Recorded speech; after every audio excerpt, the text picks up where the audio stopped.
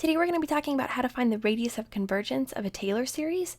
And in this particular problem, we've been given the function f of x is equal to ln, or the natural log of x, and we've been asked to find the Taylor series representation of this function about a equals 2. Now, we're not going to spend a whole lot of time creating the Taylor series because we've done that in other videos, but if you guys have seen the other videos before, you know that I like to use this table to organize the information that we need for the Taylor series.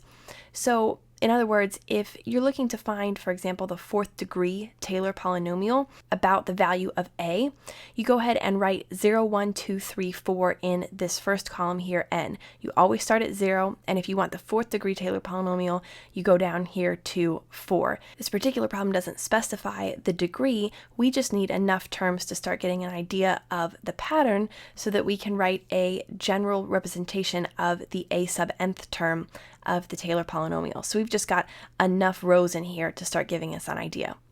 Then in the second column here, the first row you always write the original function, in our case natural log or ln of x. So we've got that in our first row, and then each subsequent row is the derivative of the row above it. So the derivative of ln of x is 1 over x, the derivative of 1 over x is negative 1 over x squared, etc. And to make the derivative easier, I converted in the second row 1 over x, I converted that to x to the negative 1 so that I could just use power rule to take the derivative and get negative x to the negative 2, 2x to the negative 3, etc. And then I changed those back into fractions like this. So find the derivative for each row.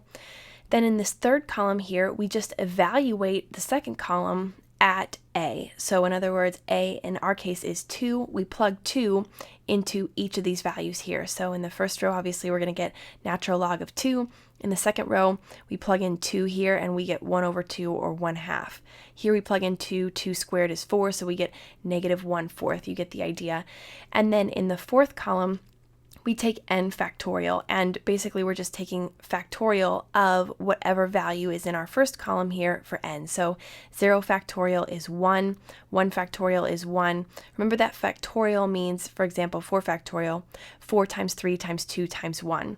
So 24 is 4 times 3 times 2 times 1. So in other words, n factorial or 4 factorial gives us 24 here. So we just create those columns, and then the reason that we create those columns is because our Taylor polynomial, our Taylor series, is going to be written, each term is going to be written in this form here, and we can just take each of these values from our table. So f of n at a here comes from our third column. So in other words, to write our first term, we'll take that value, natural log of 2, so natural log of 2. We'll divide it by n factorial. N factorial here is just 1, so we divide it by 1.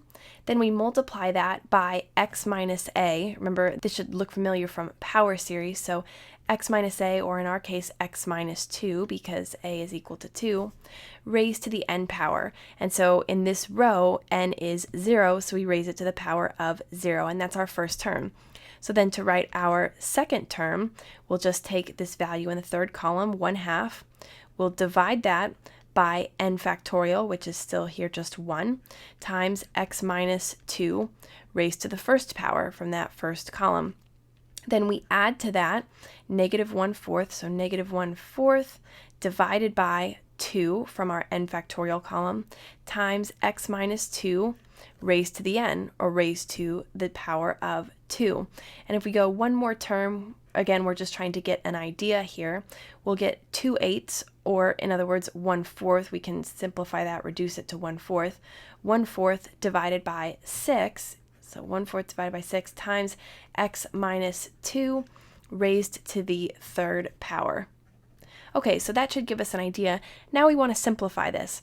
Well, in our first term here, x minus 2 raised to the 0 power, that's just 1, because anything raised to the 0 power is 1, so that's going to go away.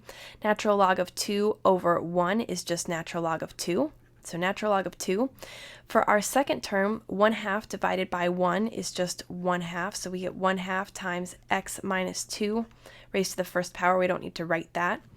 Negative 1/4 divided by 2 is negative 1/8, so we get negative 1/8 times x minus 2 squared. And then here 1/4 divided by 6 gives us 1 over 24, so plus 1 over 24 x minus 2 cubed. So that's our simplified Taylor polynomial. Now that we've written this out, we need to start looking for a pattern here so that we can write the a sub nth term. So we can write the power series representation, or write the infinite sum that represents this Taylor series. So keep in mind, the way that I like to do this, the way that I like to try to find the a sub nth term, is I like to go ahead and write out the n value for each of these terms. So we know that we got this natural log of 2 term from n equals 0.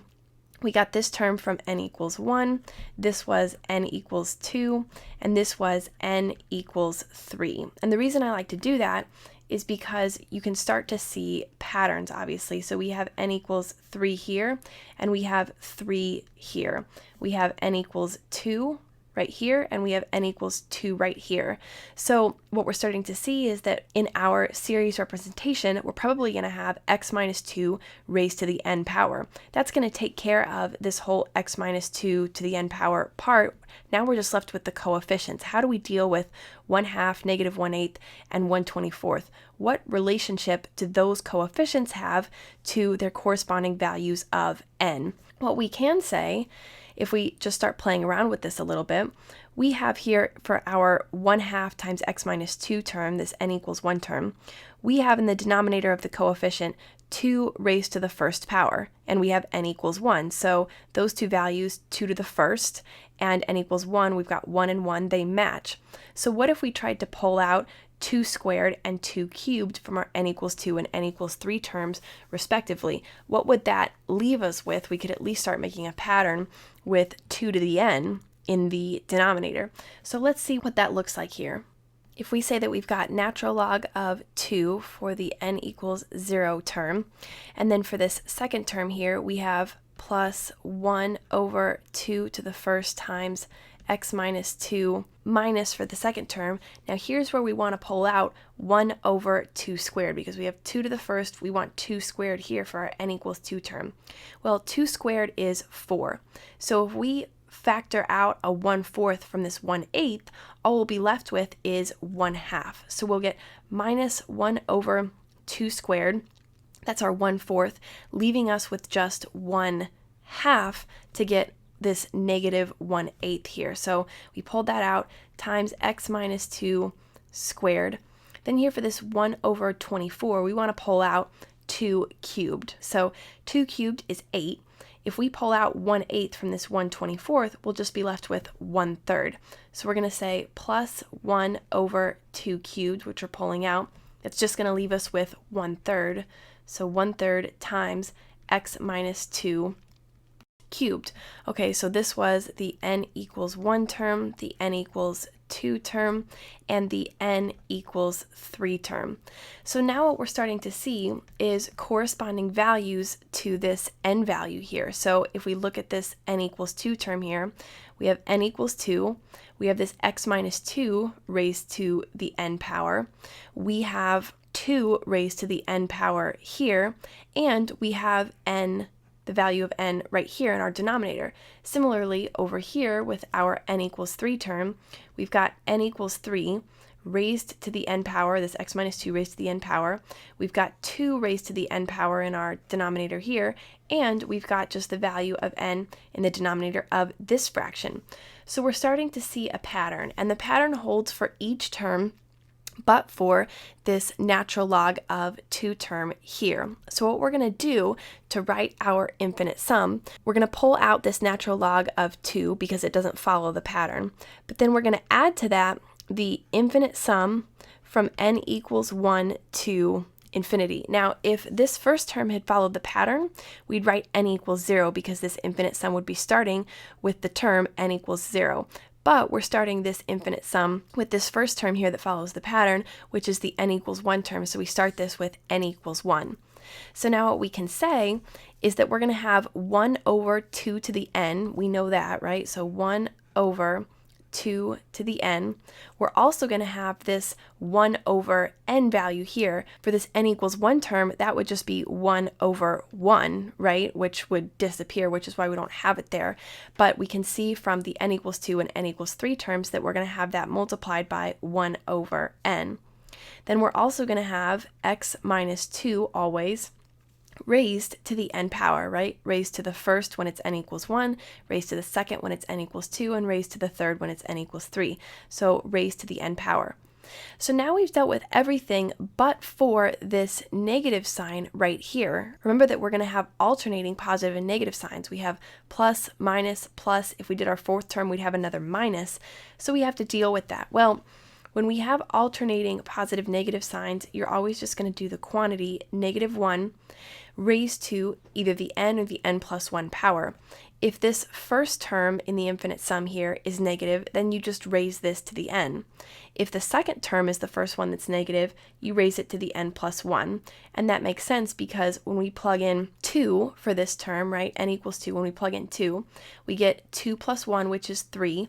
-1 raised to the third is a -1. And so you can see that when n equals 2, we get this -1 value that turns this whole term negative, and then that'll alternate for n equals 4, n equals 6, n equals 8, etc. So here's our representation. Now we just need to simplify it, and then we'll use ratio test to find the radius of convergence. So if we simplify this, what we're going to get is natural log of 2 plus the infinite sum from n equals 1 to infinity. Here we'll bring our -1 to the n plus 1 out in front because it's just customary to write that -1 term, if you have one, out in front. So we've got that. And then in our numerator, we have x minus 2 raised to the n power. In the denominator, we have 2 raised to the n power times n. Now to find our radius of convergence, we only have to pay attention to the infinite sum part of our Taylor series. And for this part, we're going to be using ratio test to find the radius of convergence. The reason that we use the ratio test is because the ratio test tells us that the limit L is equal to the limit as n goes to infinity of the absolute value of the a sub n plus 1th term divided by the a sub nth term, and that if that value of L, if L is less than 1, then the series converges. And so that's really useful. If we can just find this limit and get a value for L, then we can set that value less than 1 and get our radius of convergence. We'll know where the series converges. To use the ratio test, just as a reminder, we're going to, for our numerator here, a sub n plus 1, we're going to plug n plus 1 into our series here everywhere where we have a value of n, and then we're going to divide that by this original series. So we're going to say that the limit L is equal to the limit as n goes to infinity of the absolute value, and here for our numerator, we're going to plug in n plus 1 everywhere where we have n. So we're going to get -1. Here, when we plug in n plus 1, here we'll get n plus 1 plus 1, which is just n plus 2. So we get n plus 2 times x minus 2 raised to the n plus 1 divided by, and here in our denominator, we get 2 raised to the n plus 1, 2 to the n plus 1 times n plus 1, because we plug n plus 1 in for this n value here. Now we're going to divide this whole thing by a sub n, and this is our a sub n value right here.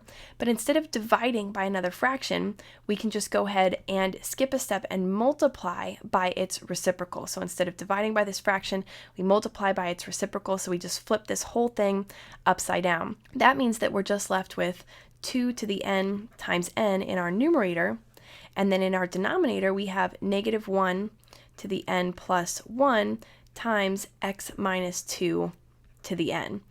Okay, so this is the limit that we need to evaluate. Now, when we have these two fractions multiplied together, what we want to do is group like terms together and simplify this fraction. So we're going to get L equals the limit as n goes to infinity. Now we're looking for like terms, and what I mean by like terms is bases that are the same. So for example, we have this term here, -1 raised to the n plus 2 and -1 raised to the n plus 1. Those are like bases. The base of both of those is -1. It's just the exponents that are different. So we're going to group those together, and we're going to subtract the exponent in the denominator from the exponent in the numerator. That's how you simplify terms with like bases, where you have one in the numerator and one in the denominator. So n plus 2 minus n plus 1, the n's are going to go away. You're left with 2 minus 1, or just 1. And so all you have is negative 1 raised to the first power in the numerator, or just negative 1 in the numerator. We can go ahead and compare this x minus 2 to the n plus 1 to x minus 2 to the n. N plus 1 minus n just leaves you with 1. So we're going to have in the numerator here x minus 2 raised to the first power, or just 1 there. Then we can go ahead and compare this 2 to the n and 2 to the n plus 1, again like bases.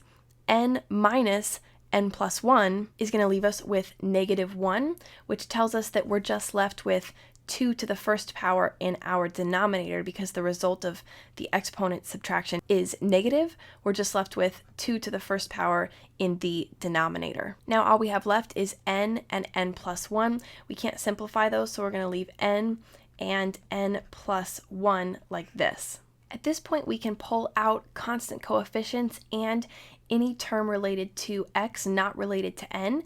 What I mean by that is we have this n and this n plus 1 term.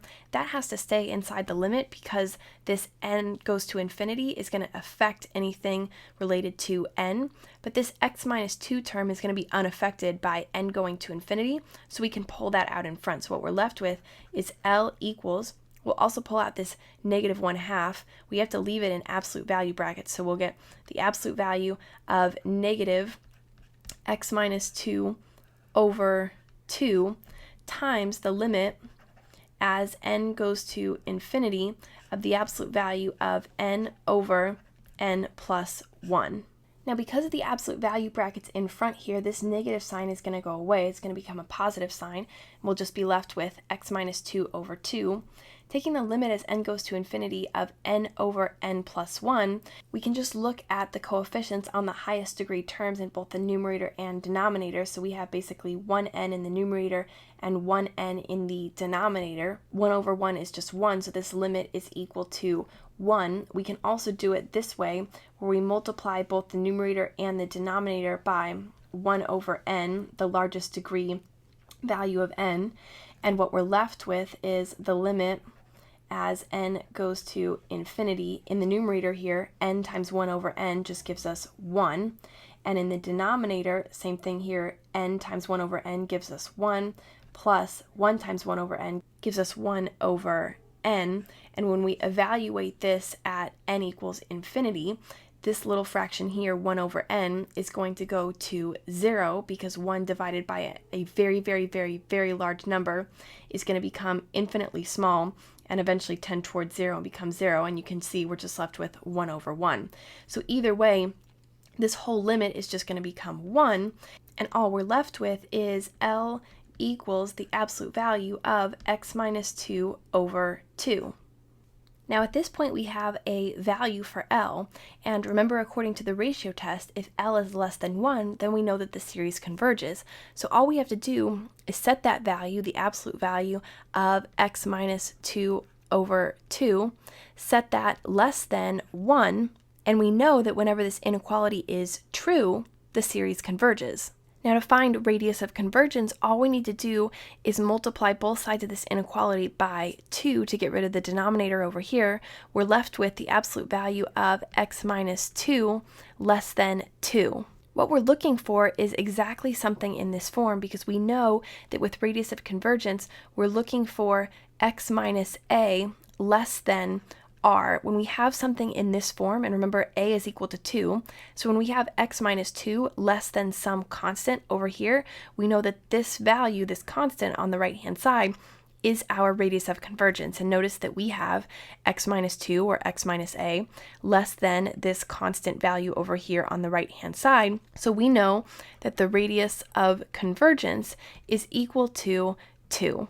And just as a gut check, that should make sense to us, because if we go on to find interval of convergence, remember we get rid of these absolute value bars by saying negative 2 less than x minus 2 less than 2. We just have to add this part on the left to get rid of the absolute value bars. Then we go ahead and add 2 to each section of this inequality so that we're left with 0 less than x less than 4. This is the interval of convergence. The series converges when x is anywhere between 0 and 4. And because the interval of convergence is 4 units across, right, from 0 here to 4, we find the midpoint, which is at 2 right here, the midpoint at 2, and the radius of this, if we imagined that this was a circle and the center of the circle was here, the radius of convergence in either direction is 2. And so just as a good gut check, when we find the interval of convergence from 0 to 4, we know that a radius of convergence of half that interval, which would be 2, makes sense. And so that's how we find the radius of convergence of a Taylor series.